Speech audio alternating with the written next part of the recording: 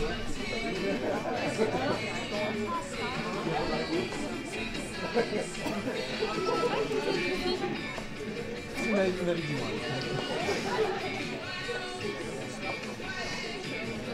vous demande maintenant d'accueillir Lutfi Nuami qui va nous parler d'enseignement à distance. Oui, merci Sarah. Donc après le bus, le train, Lutfi Nuami, je vais vous parler d'enseignement à distance. Le but est de lancer une discussion. Je pense que plusieurs personnes ont des idées sur l'enseignement à distance et je souhaite donc décrire l'expérience et puis en arriver à quelques conclusions et observations. Et subitement j'ai un doute, j'ai pas l'impression que le minuteur marche, ça va mais... Ah si, ça marche. Pardon. Donc voilà, donc qui suis-je? Ces deux photos résument donc 20 ans, on se rend compte qu'il y a un peu moins de cheveux, mais on va passer vite.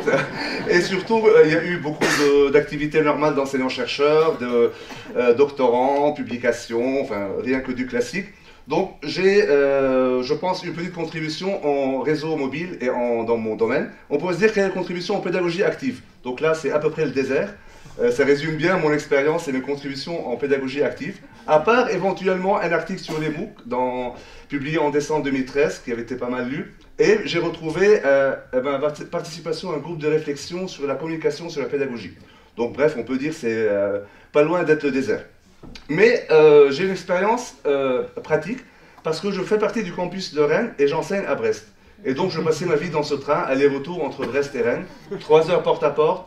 Toutes les gares retenues, je peux vous dire à quelle heure ils s'arrêtent à Lamballe, à Saint-Brieuc, pas de problème. Donc c'était un peu fatigant.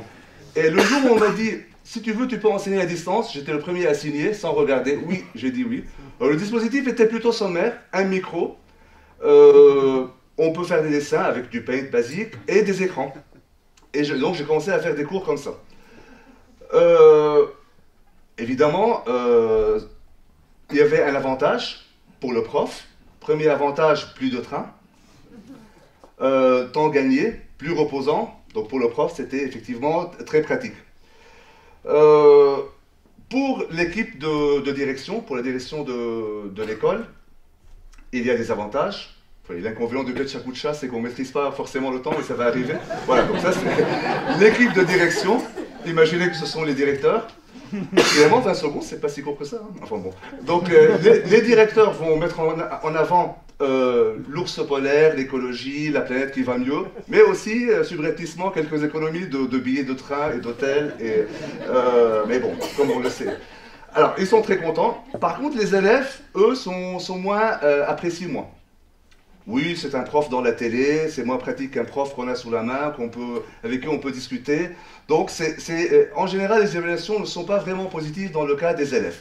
Et le but des 3 minutes qui me restent, c'est de tirer quelques observations pourquoi ça se passerait mieux. Commençons par la salle des profs.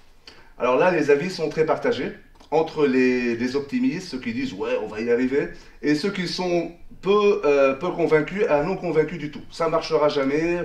Je ne suis pas payé pour enseigner devant une télé, moi je veux sentir les élèves. Donc avis assez partagé parmi les enseignants tels que je l'ai observé. Autre paramètre à prendre en compte, c'est la grande solitude. Vous êtes tout seul dans un bureau avec 40, 120, 150, 200 élèves dans un amphi à 300 km, alors qu'ils peuvent vous écouter de manière très attentive, comme ils peuvent se balader, regarder quelque chose par la fenêtre. Il y a un sentiment de solitude. Autre question, c'est les TP. Alors moi je travaille dans le domaine des réseaux informatiques, donc on pourrait faire des TP à distance. Bon, on n'a pas des tubes à éprouvettes, des choses à manipuler, il suffit d'être derrière le dos de l'élève.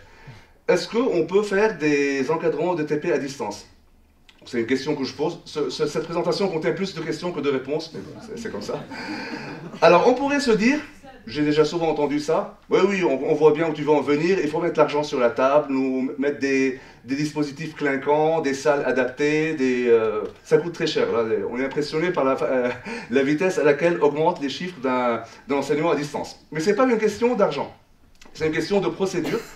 Un des points très importants, c'est le premier cours, être présent, que les élèves vous reniflent, vous sentent, voir comment vous regardez. C'est très important pour qu'on mette en place la procédure. Leur décrire comment ça va se passer. 30% des fois, je vais venir. 70%, je ne viendrai pas. Décrire les supports. Des problèmes très bêtes peuvent apparaître. Par exemple, l'écran de veille, ça paraît idiot, mais pendant les premiers cours, j'ai perdu environ 3-4 heures parce que je sentais les élèves complètement perdus.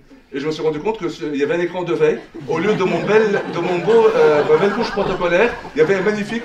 Donc il fallait dire, est-ce que quelqu'un dans l'amphi peut aller bouger la souris? À la fin, il y avait un élève qui allait bouger la souris. Bon, il fallait appeler le collègue, s'il te plaît, tu peux enlever cet écran de veille. Donc, importance de la checklist, des procédures, de l'équipe de support, pour ne pas se retrouver avec un cours à distance où en fait il n'y a personne, un élève qui dort parce qu'il s'est perdu.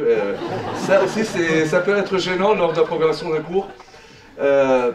Alors, c'est pas qu'une question d'argent, mais l'argent compte parce qu'il existe des outils, notamment un qui s'appelle Blackboard. Alors, je précise, c'est pas mon sponsor, je suis payé que par l'IMT, mais j'ai vu des gens utiliser Blackboard et il y a cet outil et d'autres qui fonctionnent pas trop mal, qui sont coûteux. C'est pas un logiciel libre-service, mais il peut être utile.